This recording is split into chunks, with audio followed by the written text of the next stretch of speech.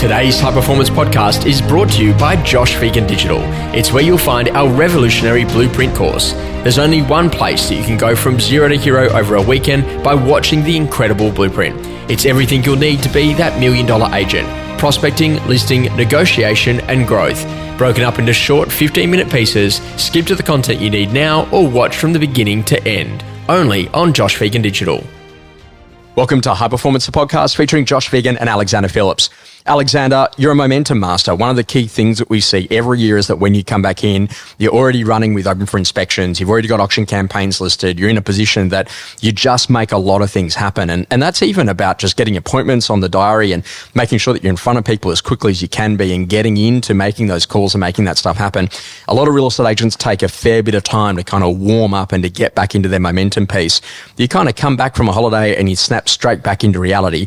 How do you do it to be able to get that level of momentum? Hi, Josh. Thanks for having me again. Yeah, I think a lot of it starts obviously with the preparation well in advance of us getting to that beginning of the year. So you do hit momentum and you do hit full steam ahead. And what that actually allows you to do, particularly because you're fresh, you recharge, you had a holiday, you mentally, like for me, I just switch off for a month. It doesn't bother me if I lose listings or lose sales or whatever because my focus is a holiday. So I've actually come back so re-energized that first phone call, the vendor, the buyer, the seller can actually hear it in your voice. And what I actually focus on really early on is success stories and actually telling everyone about those. So we had 16 opens on the weekend. We averaged 25 groups. Our inquiries double compared to December. We've already sold one house. We'll sell 2 or 3 this week. There's urgency in the marketplace, and these are the conversations we're having with everyone in the market. So, even when you walk down to the coffee shop, what's happening in the market. I had someone actually pull me up at the service station on the way here when I was washing my car. It's about putting that energy out to everybody and making sure, because what people.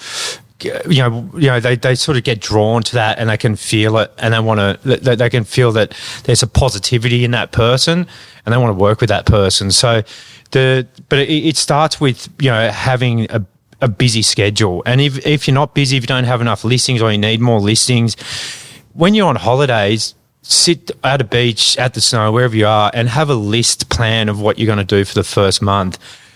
If you're coming back to no listings, you're calling your past clients, you're calling every appraisal you did last year, every appraisal you did in 2022. Get a feel for what other agents in your office are seeing and use that in your dialogue to speak to people. Call all those people that are sitting on the market that didn't sell in December and November and have those conversations about the open homes and what we're seeing out there and the urgency in the marketplace. And that's what I think is what then feeds you more listings and, a better work environment and everyone else, in the office then feeds off that too. Alex, it's easy to get tempted to maybe start a little bit later, maybe leave a little bit later, maybe even leave a bit earlier. The sun's out, there's some good weather days, there's a bit of beach activity. You're still seeing a few people in holiday-itis. Making that decision to come back early is really about setting the routine right. Okay, so go to bed early, wake up early, get back into your training. So then when you're back in the office, you can really go to perform at your best. What do you see is the difference there around, being able to snap back into a new routine when you've previously been a couple of weeks out of that? Well, Josh, I went on holidays on the 4th of December, so I was away for a full month. I finished early, and so I go, well, hang on, I've got to get back into it. I've had a month off. It's not a week or two, it's been a full month.